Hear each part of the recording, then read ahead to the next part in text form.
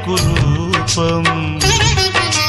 నాన్నంటే ఆమెకు దీపం, సతి అంటే సహకారం, మగడంటే మమకారం.